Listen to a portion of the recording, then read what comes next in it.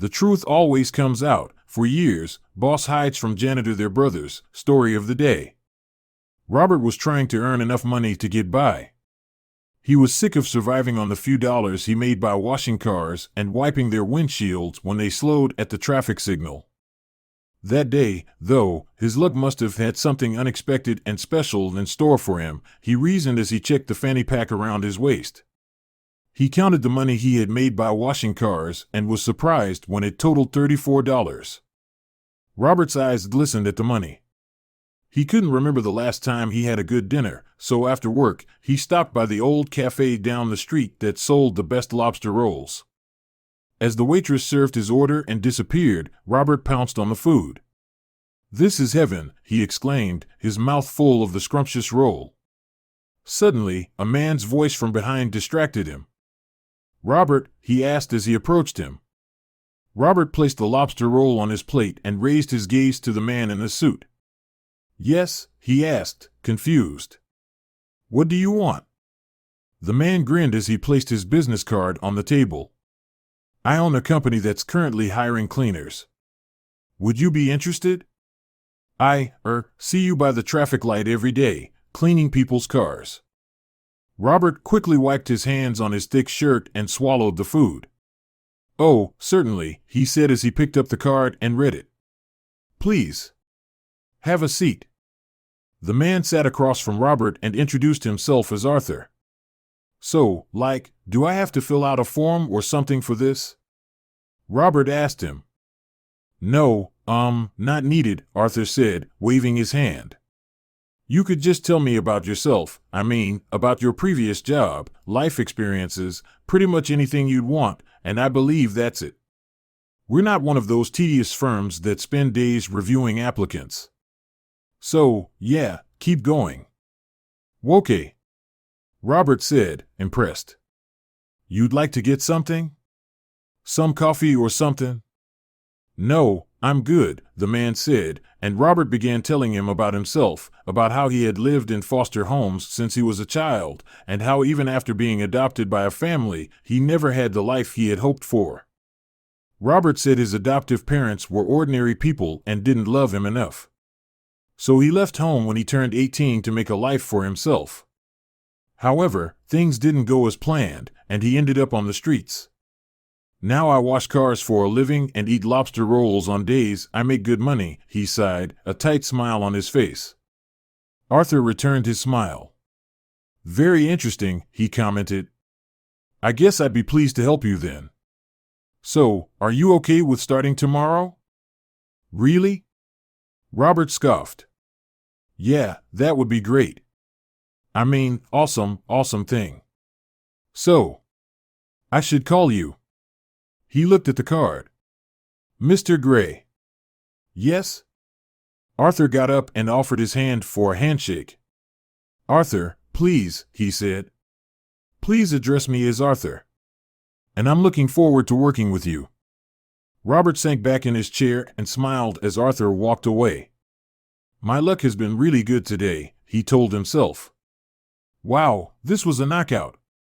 Unbelievable. Really?" Robert tucked Arthur's business card into his pocket and resumed eating his lobster roll. Then he decided he deserved a treat for getting the job, so he stopped by a convenience store on his way home and bought himself a cheap cookie. The job at the cleaning company did turn Robert's life around.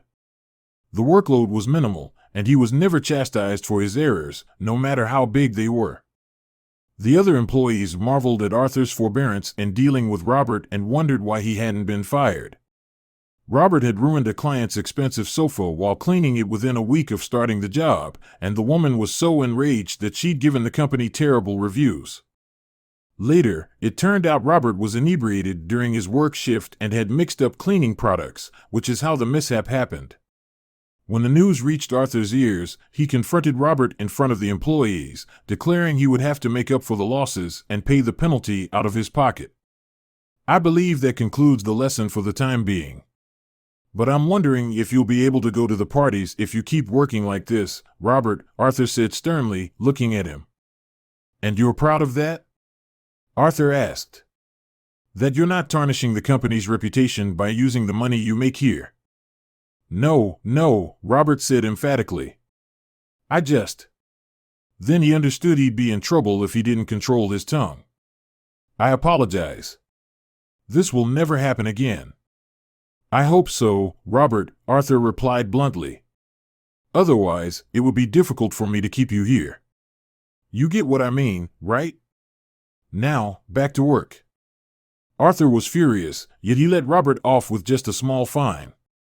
But Robert was enraged. The frivolous 30-year-old man was furious his boss was ordering him around. Why are you still standing here? Arthur asked furiously. Robert did not respond. For God's sake, I'm not talking to the walls. Get back to work, Robert. I won't. He whispered, then raised his voice. I won't. And you don't get to tell me what to do. You came to me because you needed me. I didn't need you. Excuse me? Arthur slammed the file he was reading.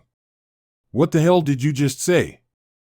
I quit, Robert said, looking Arthur in the eyes. I no longer want to work here. I'm not taking orders, and I'll see you tomorrow when I come to collect my severance pay. Robert walked out of Arthur's office before giving the man a chance to say something, anything. And he wasn't embarrassed about what he'd done. He wasn't even ashamed that he'd lied to his boss about going out to party with the money he'd earned from working a second job.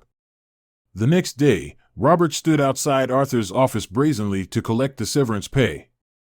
He's on a call, please wait. He'll call you in a moment, the receptionist told him. Robert sat on one of the waiting chairs in the corridor and could hear Arthur talking inside. What an idiot, he muttered to himself. He's talking so loudly that the entire office can hear him. Robert took a magazine off the table and began flipping its pages, appearing to be distracted while eavesdropping on his boss's conversation. Suddenly, he overheard Arthur mentioning him. I don't want to fire Robert, cried Arthur. Robert rose to his feet and shifted closer to the door, no longer flipping through the magazine in his hands. I know I have to. But, as the company's CEO, I have the authority to terminate him, he overheard Arthur saying. I can't do that as a brother. What will I tell him? How will I explain why I've hidden the truth from him all this while? And what will I tell the other employees? Robert's grip on the magazine gave way, and tears rose in his eyes. Brother, he whispered. Arthur, he's my brother. Robert gulped, his hand held to his mouth now. I want to talk to him right now, he yelled at the receptionist. Tell him I'd like to talk to him. Sorry, sir, she said calmly. He's still busy. You can't. Christ. Do hell with your rules, he screamed, bursting into Arthur's office. The boss froze in place. Robert? I'm your brother, he blurted out. What's going on? I overheard everything. How can you be my brother? Arthur sighed. I'll call you later. I'll sort the mess out, he said as he hung up his phone and returned to his chair. Yes, you are my brother, Robert, he admitted, looking Robert in the eyes. And there's a lot you need to know if you have the patience to hear it. Why didn't you tell me earlier? He asked impatiently, sitting across from Arthur. Was approaching me in the cafe that day part of your plan? Arthur, what were you thinking? What the bloody hell is all of this? Sir. Sir. Could you please have a seat? The receptionist distracted Robert's thoughts, and he realized he was merely picturing himself confronting Arthur. He was still standing outside Arthur's door and could hear his voice. I'm sorry, he apologized to the receptionist. I'm sorry, but I have to leave. Robert walked away silently, and it would be days before Arthur would receive his letter. We've got scores to settle, Arthur. Don't you dare think I won't come back, okay? Yes, I'm going away, but I'll return someday. I'm not a loser who would give up on his life. Don't try to look for me. Just wait. Robert. Arthur didn't understand what the letter meant until 3 years later. He was in his office when his secretary brought him a letter from the representative of a small motel on the city's outskirts. He's been keen on cooperating with us, she said. and he has requested a meeting with you later today. Arthur was skeptical of the proposal but decided to attend the meeting. When Robert entered his office later that day and introduced himself as the representative, Arthur was shocked. "How are you doing, brother?" Robert asked, hugging Arthur. "I've been looking forward to seeing you for a long time. I hope I didn't let you down." Robert revealed that 2 years ago, he had fallen into depression and didn't know if he'd make it in life until he met a woman at a bus stop. Kathy helped him in escaping his misery, and they fell in love. She was also the one who encouraged him to keep going, and with her help, Robert was able to give shape to his life. He began working odd jobs to make money, then went to community college and got a job at the company where she worked.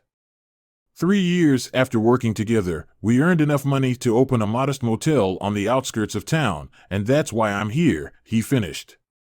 Arthur couldn't believe his brother, who had been a brash young man until 3 years ago, was now a motel owner. How did you know we were brothers?" "I never told you," he cried. "I overheard you," Robert replied. "I know what I did was wrong, but Arthur, what happened? How come you never told me we were brothers?" "We were separated at birth," Arthur began. "I only found out about you a year before I met you. I learned you were homeless and cleaning cars to get by. So you pitied me and hired me as a cleaner?" "No," he said. "No. I wanted to help." "Help?" scoffed Robert through tears. "By hiring me to work as a cleaner, you were helping me? Look at yourself, Arthur.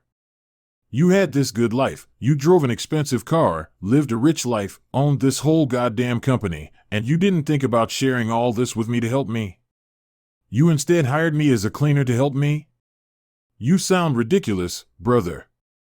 It was then Arthur revealed something that blew Robert's mind. "I was aware of your lies.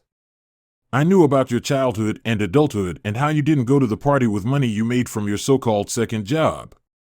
Robert was shocked. "You?" he stuttered.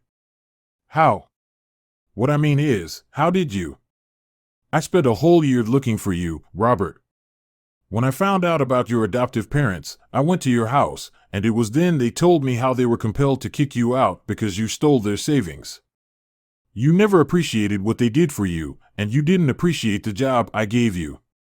The money you found in the woman's purse was all my doing. I thought you'd go to the cops, Robert. I didn't believe your adoptive parents, and I thought you'd never steal, but you let me down. You not only wasted that money on a party, but you also made a mess and harmed the company's image. You had destroyed all life had given you, Robert. I wanted to help you become a responsible man, and you'd ruined even that. All you ever did was point fingers and blame others. It was time for you to reflect on yourself and correct your wrongs. I couldn't tell you before I was your brother because I knew you'd try to manipulate me, as you did when we first met at the cafe. You sold me your sob story and told me your parents never appreciated you." For the first ever in his life, Robert felt embarrassed and humiliated. He had hurt way too many people for the sake of his minor inconveniences, and he had hurt his brother too. "I'm sorry, brother," he cried as he held Arthur. "I'm glad I could change myself.